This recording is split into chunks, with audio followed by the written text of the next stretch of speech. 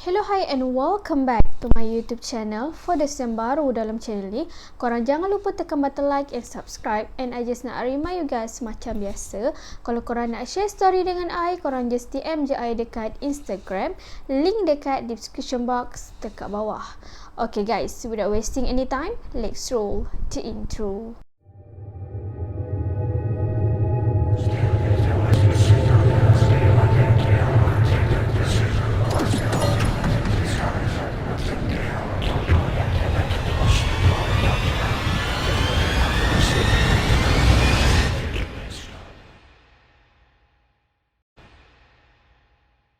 So, kita akan start dengan kisah yang dikongsikan oleh Mr. D. Okay. So, sebenarnya Mr. D ni dia seorang pegawai medik dekat salah sebuah hospital, tapi bukan dekat Semenanjung. Hospital tu dekat Sabah ataupun Sarawak. Sebabnya atas dasar macam profesional, dia kata dia tak akan bagi tahulah kat mana hospital tu. Sebabnya maybe kebanyakan lah orang Sabah atau Sarawak ni memang dah famous dah dengan cerita ataupun kisah-kisah seram yang selalu sangat berlaku dekat hospital tu tau. So kejadian ni berlaku waktu tu tahun 2018. Nak dijadikan cerita, Mr. D ni waktu minggu tu dia kena bertugas shift malam. Okay. Macam yang kita selalu dengar, kalau orang yang bertugas shift malam ni mesti akan ada macam-macam gangguan, especially yang duduk dekat hospital tu. Tak kisahlah pesakit ke, doktor ke, nurse, mesti dia orang akan terkena apa-apa gangguan. Even gangguan tu cuma mengusik je. Okay. So waktu malam tu nak dijadikan cerita, Mr. D ni dia bertugas waktu malam dan ditempatkan dekat ward orang yang stabil tau. Kiranya dia kena jaga satu ward ni, tapi ward tu bukan untuk orang yang baru lepas bedah ke, tapi semua condition orang yang dekat ward yang dia kena jaga malam tu semua dalam keadaan yang stabil. Waktu malam kejadian tu, ada salah seorang jururawat yang ditugaskan untuk jaga satu ward dengan Mr. D ni. Dia tak tanya Mr. D tau perkembangan salah seorang pesakit dekat ward tu. So waktu dia nak tanya tu, tiba-tiba dia tukar topik. Dia cakap dekat Mr. D yang dia nampak Mr. D ni tengah pijak seseorang. Time tu Mr. D macam pelik lah, takkanlah dia nak pijak orang tu, tak adalah dekat situ kebanyakan orangnya tengah sakit, takkanlah dia nak pijak orang atas dasar kemanusiaan sendiri, betul tak? So waktu tu dia cakap lah dekat nurse tu, awak ni biar betul, kat sini mana ada orang. Waktu tu diorang like macam dekat penjuru ward macam tu lah, so dekat situ memang tak ada orang. Okay. And then nurse tu cakap lah dekat dia, bukan orang, yang tu awak pun tak boleh nampak, yang boleh nampak saya je. Time tu Mr. D dah rasa seram sejuk dah.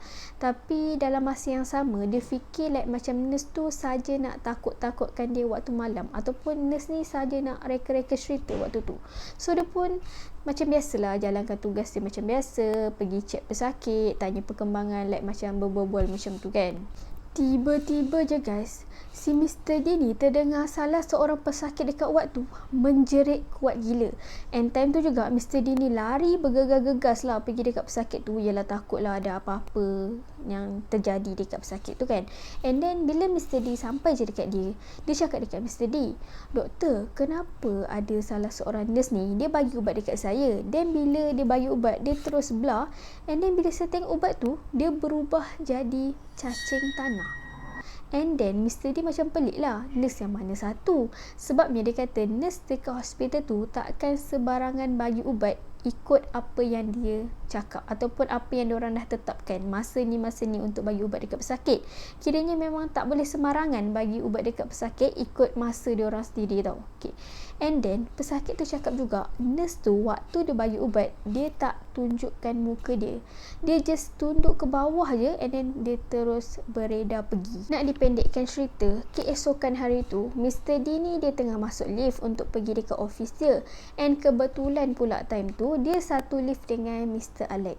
And then dia teruslah tanya dekat Dr. Alex ni, Dr. Alex, kenapa dekat awak punya ward ada pengalaman yang pelik-pelik And then Dr. Alex tu terbeliakkan biji mata dia, and dia je cakap lah dekat Mr. D ni, betul ke kau nak tahu?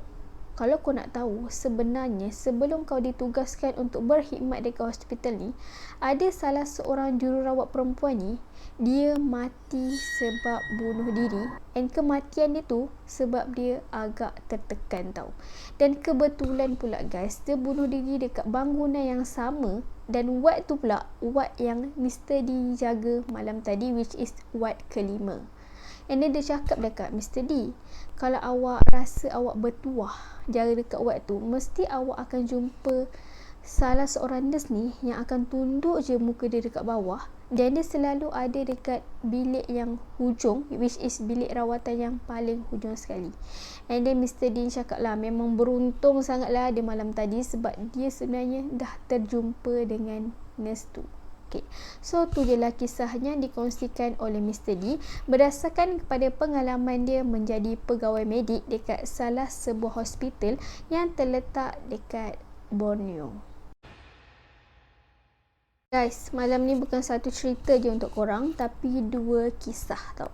So, kisah yang kedua ni pula dikongsikan oleh Izzat, tapi bukan nama sebenar dia. Okay. So, Izzat ni sebenarnya dia duduk dekat Shah Alam Selangor, tapi dia belajar dekat salah satu kolej swasta yang terletak dekat Kuantan, Pahang. So, kejadian ni berlaku waktu tu Izzat ni dia semester ketiga, dan waktu tu juga tahun 2017. Okay.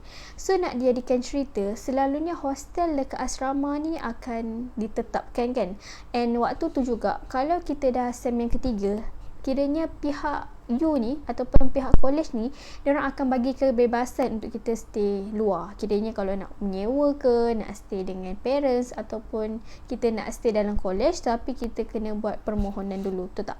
Okay. So waktu tu nak dijadikan cerita, dia kata ada dua kursus dia yang akan diberikan tempat tinggal, which is kursus grafik dengan pengurusan pelancongan.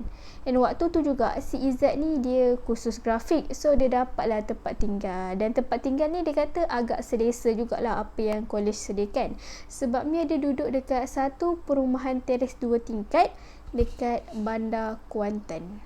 Rumah tu Izzat kata dia tak adalah seram, sebab dia betul-betul dekat tengah-tengah Bandar Kuantan.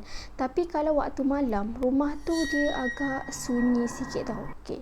So waktu diorang mula-mula je masuk rumah tu, 2 ke 3 minggu macam tu, memang tak ada apa-apa gangguan. Sampailah waktu tu diorang ada cuti study week selama seminggu.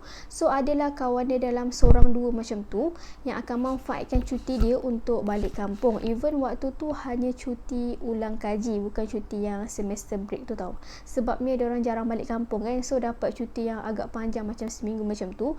Mungkin akan ada kawan dia yang akan balik kampung awal sikit. Okay. Tapi Izzat dengan selebihnya kawan dia yang stay dekat rumah tu, diorang plan nak balik, cuma lewat 2 ke 3 hari macam tu. So ada satu malam tu, seorang ataupun 2 orang kawan Izzat ni, diorang pergi tengok wayang dengan girlfriend diorang.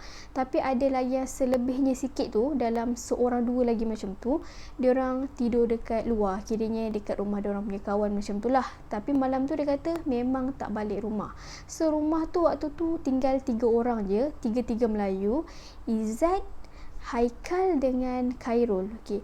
Waktu tu Izzat kata dia dengan Khairul ni duduk dekat bilik yang bawah sekali, tapi Haikal ni dia duduk dekat bilik utama dekat bahagian atas. And kalau korang nak tahu juga, rumah tu dia ada 5 buah bilik dan 3 bilik air. Kiranya rumah tu dia agak besar lah, sebab dia rumah teres 2 tingkat. Tapi Khairul yang satu bilik dengan si Izzat ni, dia sebenarnya dah balik kampung dulu dah. Okay.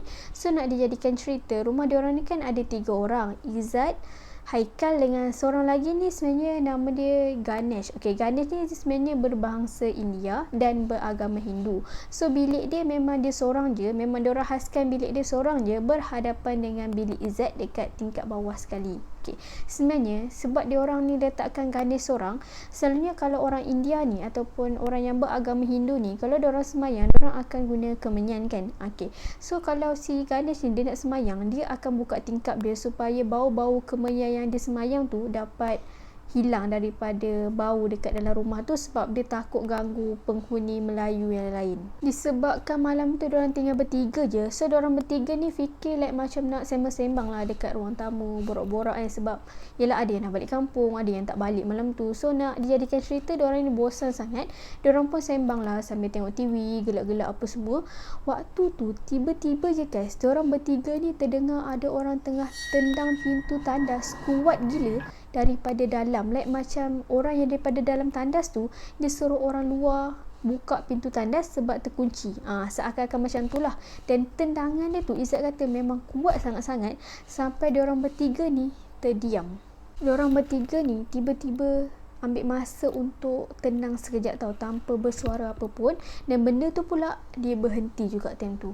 Dan selang 2 minit lepas tu tiba-tiba benda tu ganggu diorang balik tau. Tendangan dia tu lagi kuat daripada yang mula-mula diorang dengar tu.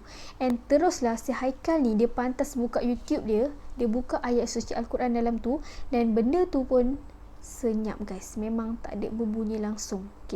Waktu tu diorang tengok dah pukul 2.30 pagi and diorang pun like macam dah mengantuk sangat, tapi diorang bertiga ni fikir diorang tak nak masuk dalam bilik. Yelah, seorang dekat atas, dua orang kat bawah, tapi bilik pula berasingan, betul tak? So diorang takut sangat-sangat malam tu. Diorang pun ambil keputusan untuk tidur dekat ruang tamu bertiga.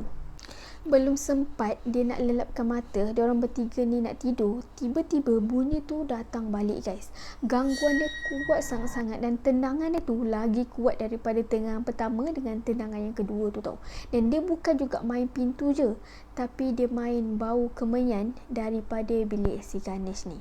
Dan bau tu sampai masuk dekat dalam rumah tu, meresap, aroma dia kuat sangat-sangat.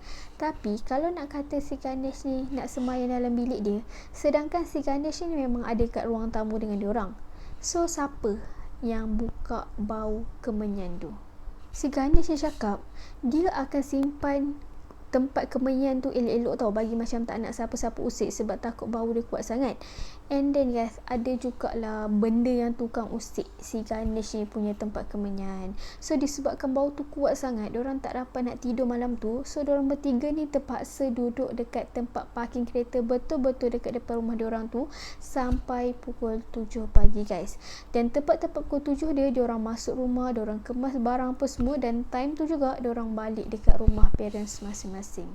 So tu je lah kisahnya dikongsikan Izzat berdasarkan kepada pengalaman dia waktu dia belajar dekat salah sebuah kolej swasta yang terletak dekat Kuantan, Pahang. Tapi I tak sure kolej tu dekat mana. Kalau korang tahu, korang boleh komen dekat bawah. So tu je lah video kita untuk kali ni. For those yang belum tekan button like and subscribe, korang boleh tekan sekarang, dan jangan lupa juga tekan bell notification supaya korang tak terlepas dengan video-video yang akan datang. Stay tuned on my next video. Bye.